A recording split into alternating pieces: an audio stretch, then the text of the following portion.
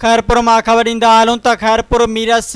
गाड़ी पुल लोकमान जा रहवासी प्यार जो परणू कंदड़ जोड़े इख्तियार अली नारे जो ऐं मुसलमान थींदड़ हाजरा ऐं अॻूणी सनम भील जो मीडिया अॻियां एहतिजाजी मुज़ाहिरो कंदे ॿुधायो त मुंहिंजो असल नालो सनम भील हुयो ऐं मुंहिंजी शादी विकी भील सां थियल हुई, जंहिं मां मूंखे 2 ॿारनि जो औलाद हो। कुछ महीना अॻु में मुंहिंजे अॻूणे मुड़ुस बेगुनाह तशद्दुद कयो। असांजे मज़हब मुताबिक़ तलाक थी वई, घरां मारकुट करे कढी छॾियो हुयो ऐं मां कुझु ॾींहं अॻु इख्तियार अली नारेजो जे हथ ते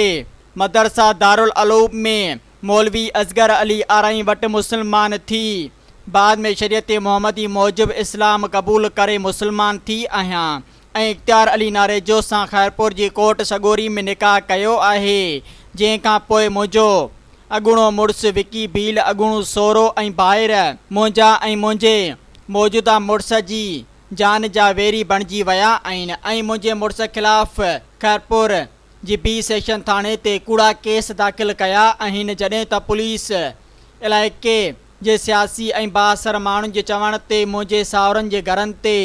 छापा हणी चढ़ाई दौरान चादर चार दीवारी जो तक़दुस पामाल करे घर मां रोक रक़म सोना ज़ेवर ऐं चौपायो माल बि काहे वई आहे ऐं पुलिस असां सां ज़ुल्म कयो आहे।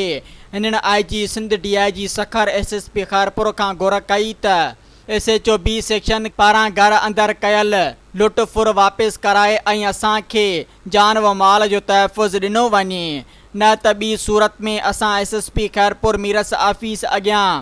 ॿई ज़ाल मुड़ुस भाउ ॾेई साड़ींदासीं, जंहिंजी ज़िम्मेवारी खैरपुर पुलिस जी हूंदी।